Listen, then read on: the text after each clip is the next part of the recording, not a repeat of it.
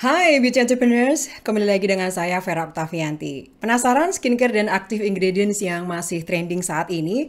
Saya akan share 10 ingredients buat referensi Anda yang pingin bikin produk baru. Dan ternyata ada satu yang saya pikir udah so yesterday, ternyata masih ada demand-nya loh. Nah, langsung aja ya 10 key ingredients yang masih trending dan masih banyak dicari tahun ini.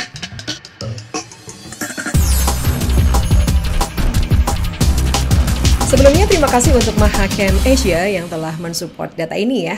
Nah, buat Anda yang baru pertama kali di channel saya ini, saya Vera yang senang banget bisa berbagi informasi brand strategi, tips branding, marketing, dan juga tren kosmetik. Sebelumnya saya adalah profesional di brand management di perusahaan nasional dan multinational company lebih dari 14 tahun yang kerjaannya develop brand, market research, bikin business plan, marketing strategi, kemudian juga budgeting. Saat ini saya dedikasikan diri untuk mengempower lokal brand di negeri tercinta ini dengan berbagi skill, pengalaman, dan juga update industri beauty. Nah, subscribe dan share channel saya ini biar makin semangat nih buat sharing berikutnya dan bermanfaat buat yang membutuhkan sehingga makin banyak brand lokal keren di Indonesia. Oke, beauty entrepreneurs tentu udah tahu ya kalau konsumen sekarang makin ingredient savvy gitu. Ini menurut data dari Mintel ya, berdasarkan riset yang mereka lakukan di dua pemain pasar di Asia seperti Cina dan Korea Selatan, penggunaan produk-produk dari bisnis kosmetik yang beretika alias menggunakan ingredient yang aman makin tinggi di sana. Sehingga diikuti pula dengan rasa tanggung jawab yang makin tinggi terhadap bisnis dalam hal produksi, distribusi, dan juga sales. Nah, tentang distribusi dan juga retail saya akan bahas di video terpisah ya. Tapi kalau ada yang mau sih, kalau ada yang mau, boleh komen ya di kolom komen di bawah ini. Oke, balik lagi berdasarkan survei, 73% perempuan Korea Selatan tertarik dengan penggunaan produk yang etik. Sedangkan 50% responden tidak mau beli produk yang melawan keyakinan atau value mereka. Nah, di Cina makin tinggi awareness terhadap ingredient berkat sosial media seperti Douban, smartphone, apps, video Bilibili yang membahas tentang key ingredient. Bilibili ini website anime, games, komik. Nah, saya juga baru tahu sih ya Bilibili ya. Saya baru tahu karena ya maklum saya bukan Gen Z. Oke, sama seperti di Indonesia sendiri ya, masyarakat juga semakin aware karena social media, influencer, dan media-media network yang sharing tentang ingredients. Jadi dengan makin tinggi awareness masyarakat di Asia ini, maka untuk menjadi skincare star, kita perlu tahu 3 hal yang paling didambakan oleh konsumen saat ini. Yang pertama adalah ingredient yang inovatif, yang kedua adalah teknologi ingredient, dan yang ketiga adalah ekstrak bahan natural. Nah, ke ingredient apa aja sih yang masih trending ya hingga saat ini? Yang pertama adalah HPR atau hydroxypinacolone retinoate. Nah, ini adalah turunan retinol yang memiliki fungsi mengatur metabolisme pigmen di dalam epidermis. Dia juga mencegah penuaan kulit dan mencerahkan kulit dan juga menyamarkan noda hitam. Nah, di pasaran ini udah beberapa produk sudah pakai ya. Nah, HPR ini digunakan untuk anti penuaan dan juga bisa mengatasi jerawat juga. Yang kedua adalah prickly pear oil. Ini adalah sejenis kaktus yang diambil minyak dari buahnya, mengandung banyak senyawa baik ya yang dikenal memiliki sifat menghidrasi, antibakteri dan juga antioksidan. Nah, ada penelitian yang menunjukkan bahwa prickly pear oil ini dapat mengurangi peradangan kulit dan juga bisa mencegah kerusakan kulit dari jerawat. Yang ketiga adalah kolagen. Ini teman-teman pasti udah banyak tahu ya, kolagen adalah salah satu unsur penting yang banyak dipakai juga dalam formulasi kosmetik karena sifatnya yang melembabkan, meregenerasi. Di pasaran, zat ini bisa dipakai untuk produk-produk anti-aging. Yang berikutnya adalah peptides. Ini favorit saya ya. Peptides ini adalah asam amino yang merupakan blok protein. Peptida ini dapat merangsang kulit untuk membuat lebih banyak kolagen gitu. Karena umur kita semakin tambah kan produksi kolagen semakin berkurang gitu kan. Nah, kemudian peptides juga memiliki manfaat anti penuaan seperti mengurangi garis-garis halus, kerut,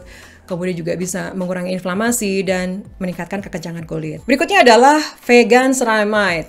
Kalau teman-teman sudah paham tentang ceramide ya, ceramide ini kan lipid. Saya akan sedikit membahas tentang ceramide lebih banyak ya, karena ceramide ini adalah 50% penyusun epidermis kulit kan. Nah, ceramide itu sih sebenarnya naturally ada di dalam kulit. Ingat penggambaran epidermis, brick and mortar. Kalau batu bata itu sel kulitnya, nah semennya itu adalah ceramide-nya. Ceramide ini sangat berperan untuk menahan air di dalam kulit agar tetap lembab kan. Jadi kalau ceramide-nya rusak, maka air akan mudah lepas atau biasa disebut dengan transepidermal water loss, TEWL gitu ya. Karena faktor lingkungan dan umur, maka kemampuan kulit memproduksi ceramide berkurang kan. Nah, itulah gunanya ceramide dari luar. Nah, vegan ceramide dari namanya aja artinya tidak dihasilkan dari animal, tapi dari tumbuh-tumbuhan. Berikutnya adalah bakuchiol. Nah, ingredient ini loh yang saya pikir udah so yesterday gitu kan, bakal lenyap tahun ini, tapi ternyata masih banyak yang nyari ya. Jadi bakuchiol adalah alternatif retinol buat kulit yang sensitif dan yang nggak cocok pakai retinol gitu. Jadi bakuchiol ini mampu meningkatkan produksi kolagen, kemudian juga memiliki sifat anti penuaan, meningkatkan elastisitas, kemudian juga mengurangi photo damage, ya banyak ya. Yang berikutnya adalah winter cherry. Winter cherry ini kaya akan antioksidan dan memiliki sifat anti-aging juga, membantu melawan tanda-tanda awal penuaan seperti garis-garis halus, noda hitam, kerutan-kerutan gitu. Berikutnya adalah klorofil. Jadi ingat pelajaran biologi dulu ya. Klorofil ini pigmen warna hijau di sayuran seperti kacang-kacangan, bayam, daun bawang, kacang polong gitu ya.